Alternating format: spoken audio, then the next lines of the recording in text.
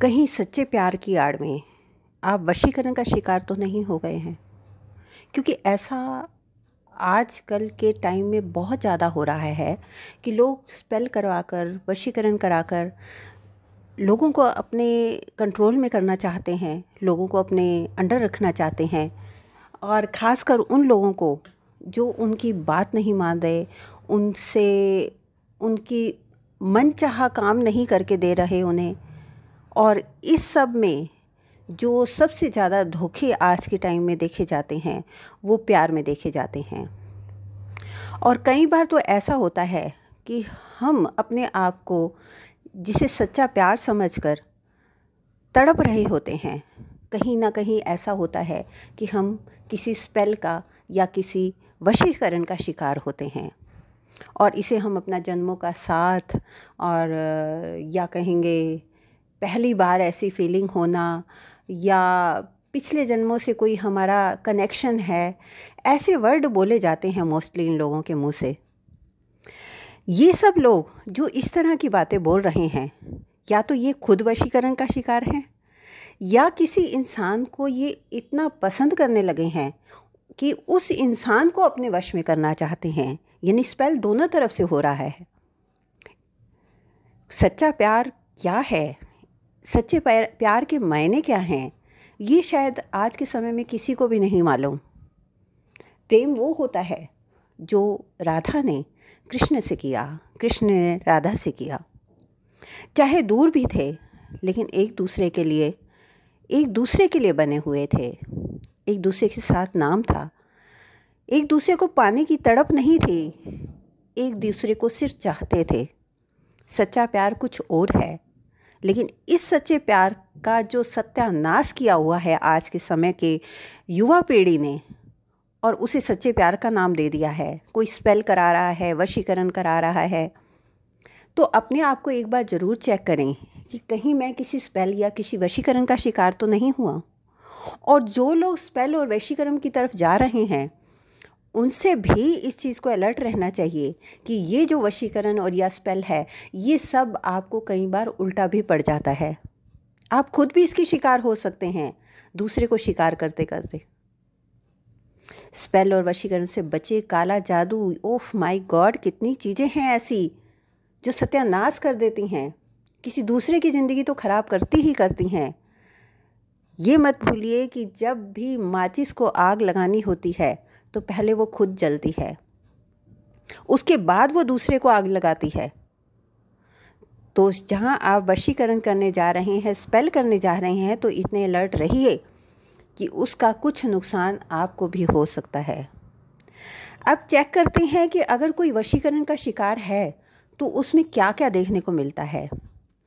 ध्यान रखिएगा, जब भी कोई वशीकरण का शिकार होता है तो उसका सिर भारी रहता है। कोई स्पेल का शिकार होता है, उसके सिर में भारीपन रहेगा, हैंगओवर सा। कभी भी हो जाएगा, बार बार होगा, कभी ठीक हो जाएगा, कभी एकदम हो जाएगा। और हर समय वो इंसान दिमाग में चलता रहेगा। हर समय या तो आप उसे गाली निकाल रहे हैं, या उसके लिए तड़प रहे हैं, या उसे पाने के लिए तड़प रहे हैं, उसके बारे में सोचना बंद ही नहीं कर पा रहे हैं। ये भी हो सकता है। तो इस चीज़ को आप बिल्कुल अलर्ट होकर ध्यान रखिएगा। अगर ये दो चीज़ें हो रही हैं कि आप उस इंसान के बारे में सोचना बंद नहीं कर पा रहे, तो कहीं ना कहीं आप स्पेल का शिकार हैं, आप वशीकरण का शिकार हैं। और ये जो वशीकरण करने वाले लोग हैं, मोस्टली ये अपना काम निकलने के बाद निकल जाते हैं आपकी लाइफ से, क्योंकि इनका काम हो गया। इन्होंने आपको पाना था, आपसे कहलवाना था कि आप उनके बिना अधूरे हो। जब वो अपने संतुष्टि कर लेते हैं कि इस बंदे ने मेरे कंट्रोल में आ गया है, अब वो आपको छोड़कर निकल जाएगा, बिना ये सोचे कि आपकी ज़िंदगी ख़राब हो गई है, आप परेशान हो गए हैं, आप उस बंदे के बारे में सोचना बंद ही नहीं कर पा रहे हैं। मेरा ख्याल है जिन लोगों को ये चीज़ें हो रही हैं वो इस बातों को बहुत अच्छे से समझ रहे होंगे। सो आप स्पेल का शिकार ना हो, इसके लिए अलर्ट रहें, अपने आप को प्रोटेक्शन दें। हमारे पास कई क्रिस्टल और ब्रेसलेट हैं जो आपको इस स्पेल से निकालने के लिए, इस वशीकरण से निकालने के लिए, इस काले जादू से निकालने के लिए बहुत अच्छा काम करती हैं। यह आपको प्रोटेक्ट तो करते ही हैं, उसके साथ साथ आप पर जब भी कोई कुछ करने की कोशिश करता है तो उस वार को उल्टा कर देती हैं।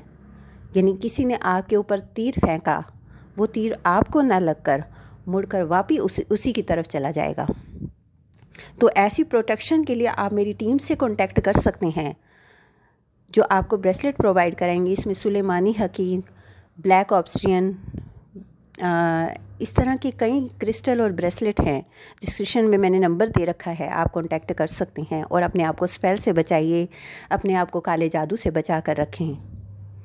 अपने को, अपनी परिवार को, सबको बचाने के लिए, क्योंकि स्पेल सिर्फ एक काले जादू जो है ये सिर्फ प्रेम में नहीं, कई बार प्रॉपर्टियों के लड़ाई झगड़े होते हैं, मुकदमे होते हैं, कोर्ट कचहरियाँ हैं, इस तरह से कई चीज़ें हैं। कोई बंदा आपकी बात नहीं मान रहा, आपके कंट्रोल में नहीं है, आपकी बात ही नहीं सुनना चाह रहा, आपको पता लग जाएगा कि इसके ऊपर किसी ने कुछ किया हुआ है। वो खोया खोया सा दिखेगा आपको, आपकी बात सुन तो रहा होगा लेकिन समझ नहीं रहा होगा।